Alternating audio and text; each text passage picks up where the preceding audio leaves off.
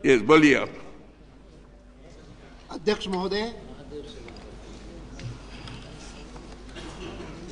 सारा देश इस बात को स्वाभाविक मानेगा कि सदन जब 10 दिसंबर को फिर से आरंभ हुआ तो सबसे पहले दिन चर्चा कोई हो सकती है तो वो मुंबई की भयंकर घटना के बारे में ही हो सकती है, जहां 26 नवंबर को एक ऐसी घटना हुई जिसने सारे देश को दहला दिया। सबसे पहले तो मैं कहना चाहूंगा कि यह घटना नहीं है। इस घटना ने इस बात को उजागर किया है कि कई वर्षों से यह देश एक युद्ध का सामना कर रहा है और इसीलिए उसको सचमुच में अ टेरर वॉर कहना वह उपयुक्त है। और इसीलिए पहली बार शायद हुआ होगा कि सरकार ने ही अपनी ओर से तय किया कि आज प्रश्नोत्तर काल न करके और गृह मंत्री जो वक्तव्य देना चाहते हैं वह शुरू में ही वो दे, जैसे अधिक से अधिक समय मिले सदन को इस पर चर्चा करने का। मैं इस बात के लिए भी आपका आभारी हूं कि आपने मुझे इस पर सबसे पहले बोलने का अवसर दिया और मैं समझता हूं कि मेरा कर्तव्य होगा कि मैं गृह मंत्री के साथ मिलकर के और सारे सदन का एक प्रकार से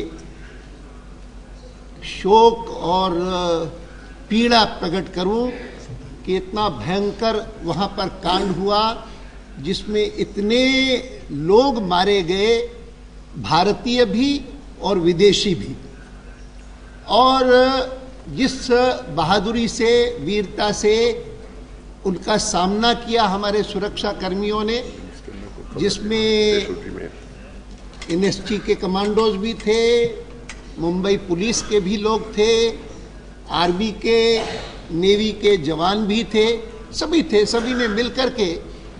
और मैं तो समझता हूं कि जब वर्णन आता है तो उसमें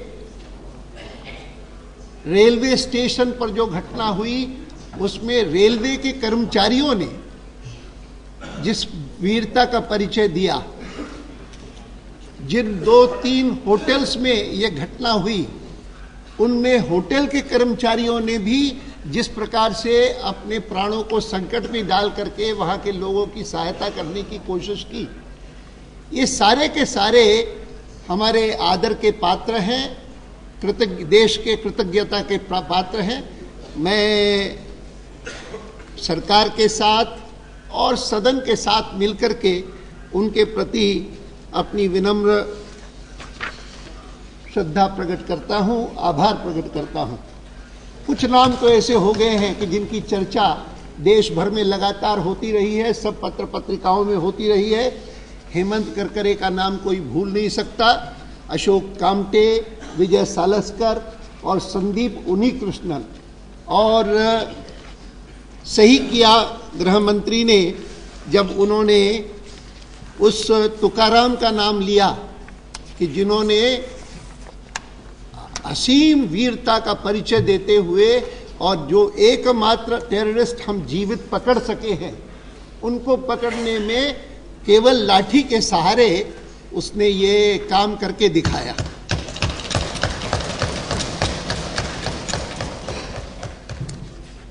मैं मानता हूं कि ये अवसर है कि हम विगत वर्षों में जिस आतंकवाद का यह देश सामना करता रहा है उसका कुछ गहराई से विश्लेषण करें। आखिर तो मेरी मान्यता है कि अगर जैसे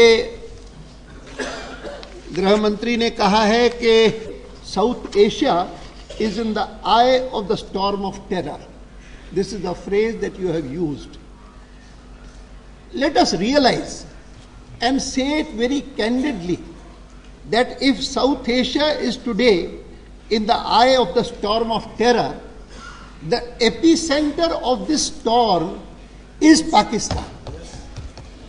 Let us not hesitate in saying that. And though even in the UN Security Council, when we have moved, we have not mentioned Pakistan.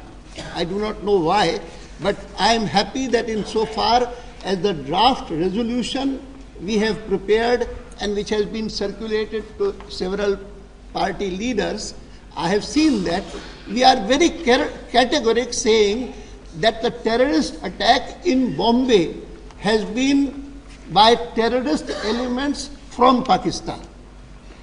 It's a right thing. And not only that, we have specifically mentioned in the resolution the name of Lashkar-e-Toiba, a banned organization, but which continues to function under different names. It is banned. It is banned even by Pakistan, under pressure from the world. But yet it continues to function. And I will deal with it separately in my speech today.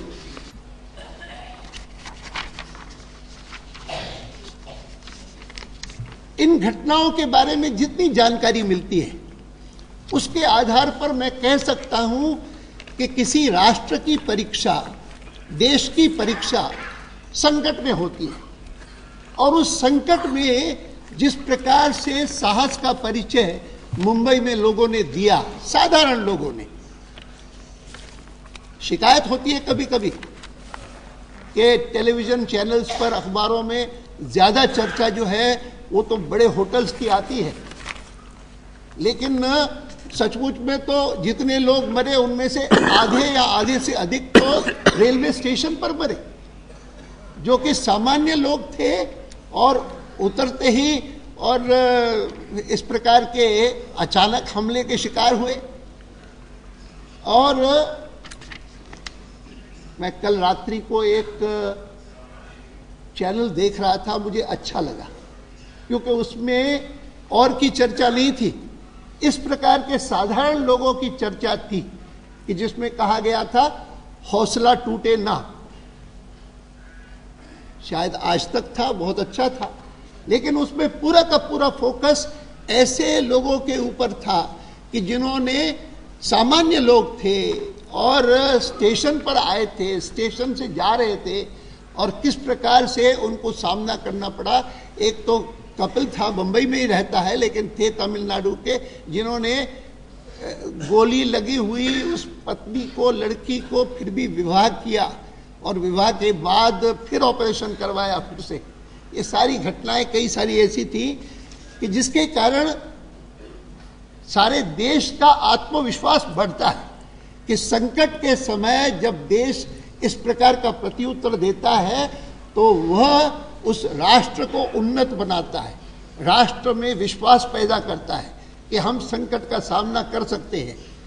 और मैं इसी प्रकार की बात कर रहा हूं तो मुझे अच्छा लगा जब एक टीवी चैनल ने दिखाया कि सारा जब समाप्त हो गया और जितने सारे सुरक्षा कर्मी थे वो जा रहे थे, तो एक साधारण जवान से किसी टीवी चैनल ने, शायद टाइम्स नाउ ने, पूछा कि उन्होंने कहा कि क्या लगता है, अब कैसा लगता है? तो उसका एक उत्तर था और वो उत्तर था, हमारे लिए कुछ भी मुश्किल नहीं। और मैं समझता हूं कि आज शाम को जब हम